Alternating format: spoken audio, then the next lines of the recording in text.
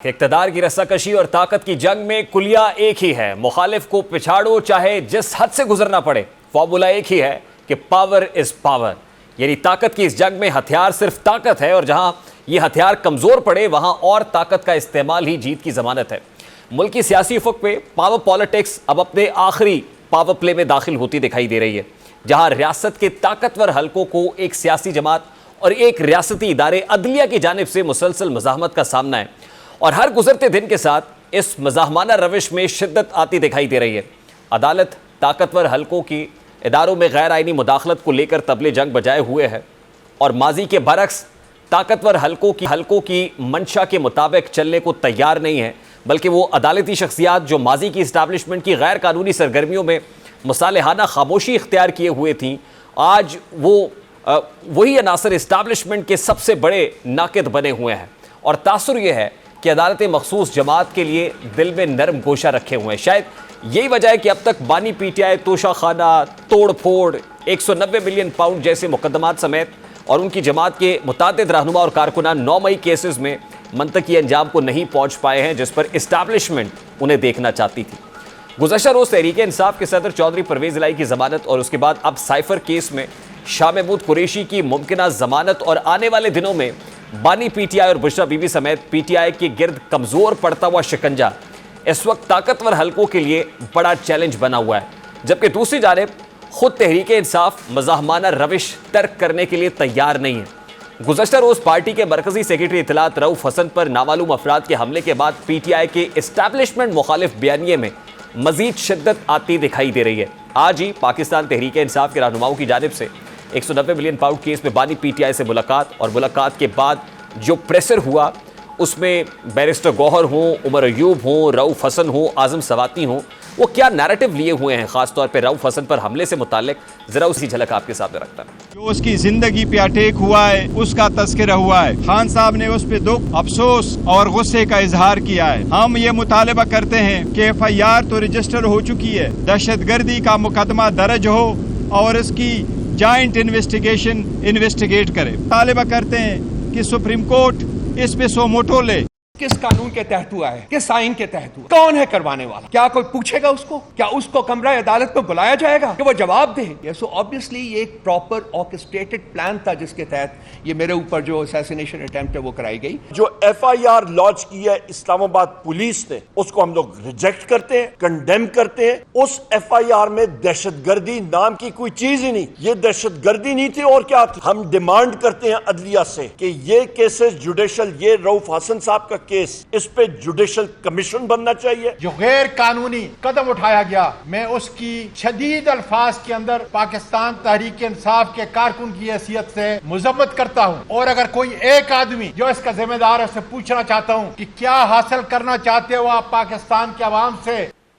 अब ये वो नैरेटिव है जो पाकिस्तान तहरीक इंसाफ लिए हुए है। रऊफ हसन पर होने वाले अटैक पर पाकिस्तान तहरीक इंसाफ के इस इल्ज़ाम को हुकूमत कैसे ज़ाहिल कर रही है जो FIR के इंदराज का है, तहकीकात से मुताल्लिक है। वज़ीर कानून आज़म नज़ीर तारड़ साहब ने on the floor of senate आज क्या कहा, जरा वो आपको दिखाता है।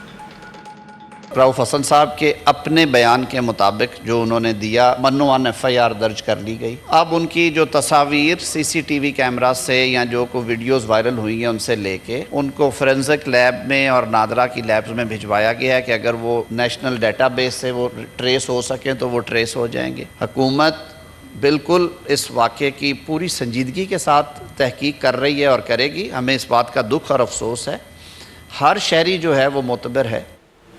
अब एक तरफ पावर पॉलिटिक्स के इस खेल में इल्ज़ामात और जवाबन इल्ज़ामात, शिकवा जवाब शिकवा जारी है, तो दूसरी तरफ जो जुडिशरी की तरफ से इस वक्त रेजिस्टेंस का सामना कंसर्न क्वार्टर्स को करना पड़ रहा है। लगता ये है कि फ्लोर ऑफ द पार्लियामेंट भी इसके लिए एक मौसर प्लेटफॉर्म के तौर पर इस्तेमाल हो रहा है, क्योंकि सेनेट इजलास के अंदर ही जिस तरीके से जुडिशरी को पैगामात दिए गए, गुज़श्ता रोज़ फैसल वोडा की तकरीर हो या आज दीगर सेनेटर्स इंक्लूडिंग तलाल चौधरी, आज़म नज़ीर तारड़, उससे लगता यह है कि एक ख़ास तरीके से हुकूमत ये नैरेटिव दे रही है कि जुडिशरी इस वक्त जो कर रही है वो ठीक नहीं कर रही है, वो जस्टिफाइड नहीं है। कुछ ऐसे एलिमेंट्स हैं जो मिसक्रिएंट्स भी हैं। क्या बातें की गई, ज़रा वो भी आपको दिखाते हैं।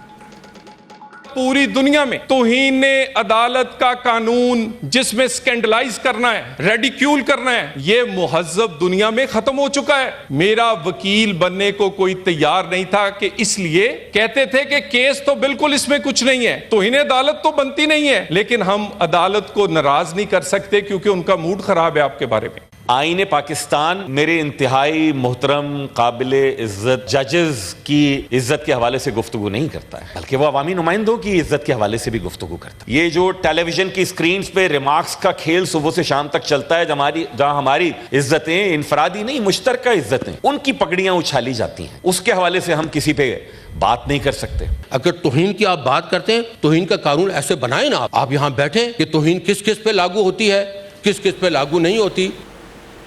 अब इसमें एक कंपोनेंट जुडिशरी वर्सेस एस्टैब्लिशमेंट का कंपोनेंट है, दूसरा establishment versus a particular party वाला कंपोनेंट है। सबसे पहले ये जुडिशरी से मुताल्लिक जो मामला चल रहे हैं और जो मज़ाहमत वहाँ से आ रही है, इस पर बात करेंगे। इस वक्त साबिक chairman executive committee Pakistan bar council Hasan Raza Pasha साहब ने हमें ज्वाइन किया हुआ है। हसन रज़ा पाशा साहब, अस्सलाम वालेकुम, बहुत बहुत शुक्रिया आपके वक्त के लिए। सर, सबसे पहले तो आज जिस अंदाज में सेनेट में तकारीर हुई और गुज़श्ता रोज़ फैसल वाडा साहब ने भी रिस्पॉन्ड किया, अब तासुर ये है कि जुडिशरी इस वक्त एक मज़ामत का इस्तारा बनी हुई है, या जो इंटरवेंशन है या मेडलिंग है या इंटिमिडेशन की बात की जाती है जजेस की तरफ से। अब लग ये रहा है कि वो जुडिशरी जिसके बारे में तासुर था कि वो इस्टेब्लिशमेंट का दस्ते रास्त बन के फैसले करती है या फैसले सुनाती है, आज वो एंटी इस्टेब्लिशमेंट स्टांस लिए हुए है। अब क्या आप इसको इसी कॉन्टेक्स्ट में देखते हैं? और फिर जो इंपॉर्टेंट चीज़ है, रात में एक नोटिफिकेशन आया और वो Pakistan electronic media regulatory authority PEMRA की तरफ से था, जिसमें कहा गया कि ये जो अदालती रिमार्क्स है, प्रोसीडिंग्स है जिसमें जजेस रिमार्क्स देते हैं, उन रिमार्क्स को इलेक्ट्रॉनिक मीडिया के ऊपर नशर ना किया जाए। ये हो क्या रहा है सर? बिस्मिल्लाहिर्रहमानिर्रहीम। सबसे पहले तो मैं आपके प्रोग्राम के तवस्सुस से रऊफ़ हसन साहब का जो वाक़या हुआ है उसकी पुरज़ोर मज़म्मत करता हूँ और हुकूमत वक्त से भी ये मुतालबा करता हूँ कि उनके जो मुल्ज़मान हैं उनको गिरफ़्तार करें और उनके ख़िलाफ़ कानूनी कार्रवाई जो भी बनती है वो हो। अब आता हूँ आपके सवाल की तरफ, जो आपने ये फरमाया कि पैमरा का कल नोटिफिकेशन आया और उसमें जो जिस तरह कोर्ट के मामलात को रेगुलेट करने के हवाले से सहाफ़ियों पे ये पाबंदी आयद कर दी गई कि वो जो मैटर सब जुडिस है उस पे कोई अपनी रिपोर्टिंग नहीं दे सकते, माँ सिवाय उसके कि कोई जजमेंट आए तो वो फिर रिपोर्ट कर सकते हैं। देखें, पैमरा रेगुलेटर है, उसके पास बड़े वसी इख्तियारात हैं इलेक्ट्रॉनिक मीडिया, प्रिंट मीडिया और सबको रेगुलेट करने के, लेकिन उसमें उन्होंने देखना ये है कि क्या किसी ने गैर कानूनी तौर पे, गैर आइनी तौर पे या आउट ऑफ कंटेक्स्ट कोई रिपोर्टिंग की है, तो फिर तो रेगुलेटर का काम है कि वो उसको रेगुलेट करे, जस्टिफाइड है। लेकिन जब एक कोर्ट की प्रोसीडिंग्स हैं और कोर्ट ने मना नहीं किया, कोर्ट ने जो ऑब्जर्वेशंस दी एज इट इज़ वो रिपोर्ट कर दी गई इलेक्ट्रॉनिक मीडिया पे भी और प्रिंट मीडिया पे भी, तो मैं नहीं समझता कि आप उसको इस हवाले से रेगुलेट कर सकते हैं।